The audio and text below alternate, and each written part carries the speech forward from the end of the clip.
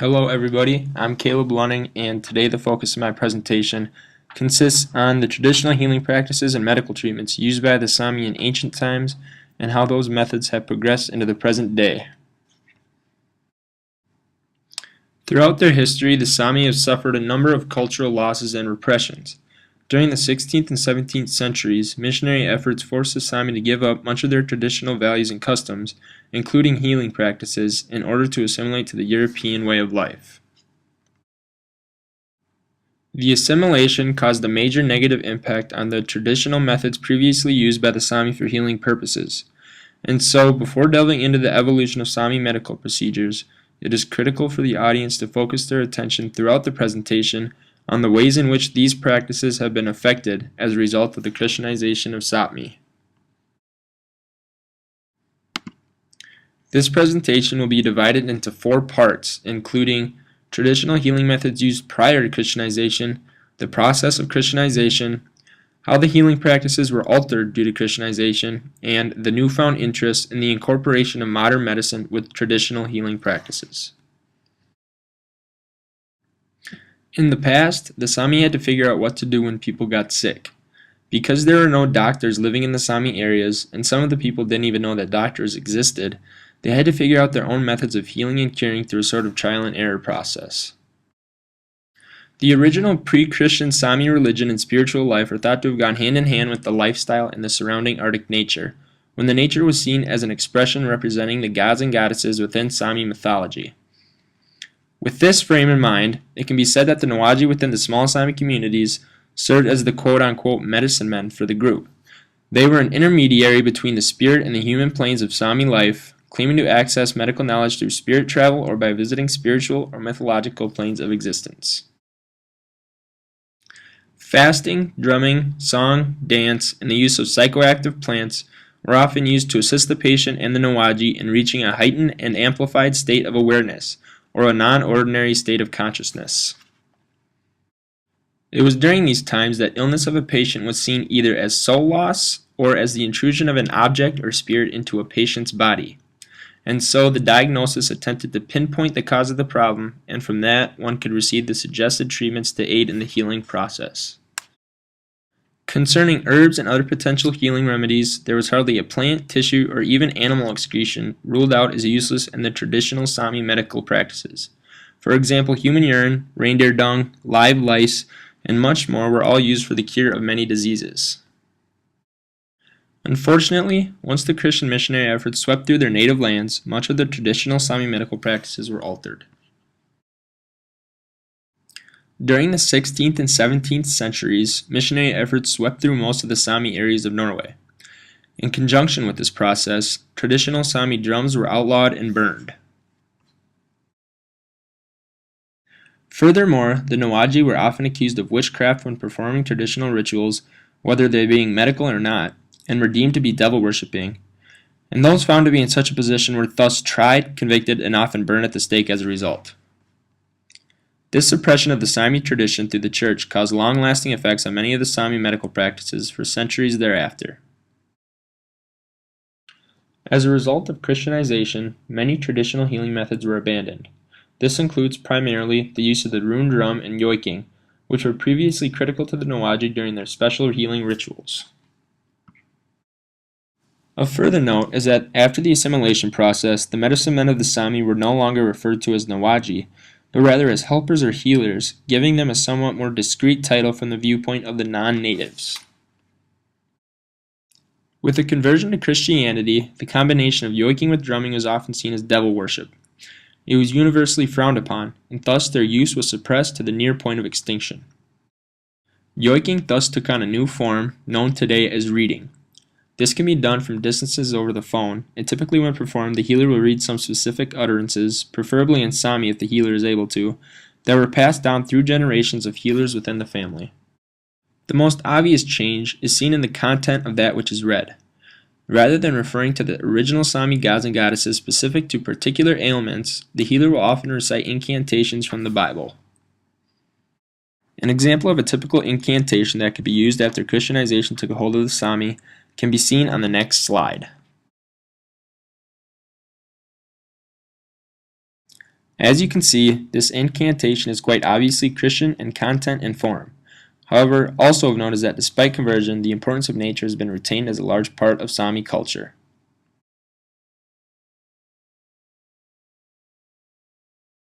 Despite the Christianization of the Sami, many traditional medical practices survived.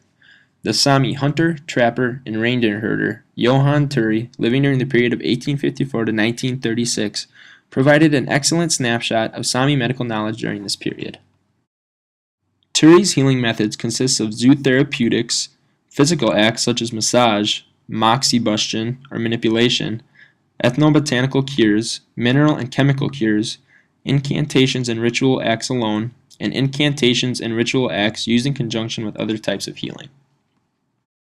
The following slides are some examples of the specific remedies Turi availed to using during this time period. After skimming over the slide, some things to note are that some of the methods used to cure ailments seem totally bizarre, such as the lice, for example. Also notice that the Sami believed heavily in like curing like, such as the tendon example. Furthermore, frogs, reindeer, and bear were very common sources for cures as well. Also note that for most of the ailments, there are many possible cures listed, but I only listed a small majority of them. Furthermore, dogs were often perceived as a means of transferring illness. It was believed that if a dog sat down next to you, it would suck your ailments into its own body. Generally, it's recorded that the dogs would often die afterwards.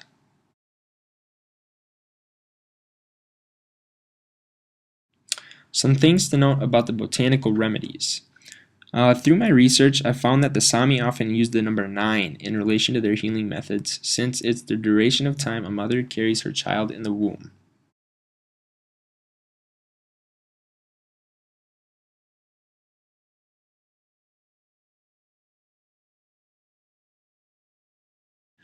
Interestingly, when looking at the mineral and chemical remedies, one notices that Turi lists alcohol as a substance which causes great harm. I find this interesting, and I think it denotes the saturated prevalence of the Lestadian ways of the era.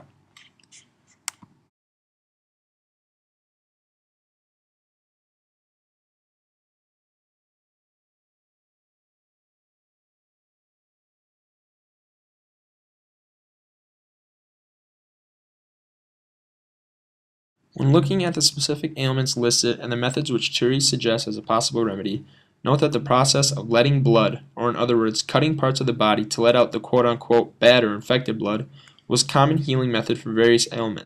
Also note that although incantations were used in coercion with various remedies, for some of the things listed in this chart, the only suggestion was to recite an incantation. Moreover, the like cures like idea pops up again, as infections or sicknesses caused from the earth are cured by very earthly plants, such as using pieces of sod such as lichen as a cure for eczema. Although it wasn't mentioned in Turi's remedies specifically, a method known as cupping was also quite common amongst the Sami around this time and throughout previous generations as well. Cupping would have been used for various sorts of headaches, back and chest pains, toothaches, and sore legs. To do this, one would place an animal horn at specific locations of the body in order to create a partial vacuum to allow the mobilization of blood flow to promote healing. The use of Turi's healing methods can be seen as such. The use of zootherapeutic remedies were used 31% of the time. Physical acts such as massage, moxibustion, or manipulation were used 22% of the time. Ethnobotanical cures were used 17% of the time. Mineral and chemical cures were used 12% of the time. Incantations and ritual acts alone were used 17% of the time. And incantations and ritual acts used in conjunction with other types of healing were used 38% of the time. Although I was unable to include many of Turi's methods due to the limited time frame, one can see that his healing methods show that he relied fairly evenly on all healing categories, with just a slightly higher portion focusing on the zootherapeutic remedies. Also of special note is that his healing arsenal pays much more attention to acute ailments rather than chronic conditions. After Christianization, the Sami used much less herbal healing methods that were originally a large part of their practice, focusing more so on readings or reciting incantations and pulling out pain and illness through the use of hands. The use of a healer has recently gained a newfound acceptance.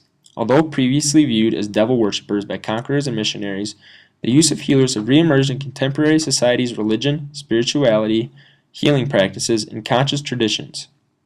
Furthermore, these healers today are often viewed in contemporary terms as specialists who hold privileged positions in their societies. With the newfound emphasis on integrating local healing traditions within the health services and cultures across the globe, it's important to note the desire amongst those areas for such an integration. There have been various surveys collecting data which address such questions. In one such survey, the desire for the integration of traditional healing was very high among all Sami and Sami-speaking family members on both sides of the family. Specifically, 81% of these people desired such an integration. Out of those who proved to have any degree of Sami affiliation, 75% desired integration. And even those with no Sami affiliation whatsoever, specifically being Norwegian, had a 37% acceptance rate of traditional Sami healing being integrated within modern medicine.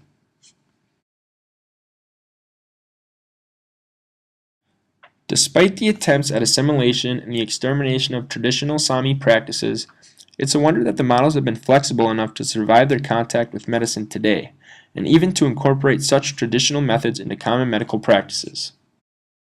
Furthermore, although many traditional practices have died out over time, there nevertheless seems to be clear ties between the Sami shamans of earlier times and the rural healers or modern shamans today. This is a great example of how persistence of tradition through long periods of suppression is greatly valuable to cultures all over the world. It may also suggest that the past today may be much closer than outer insinuations may portray.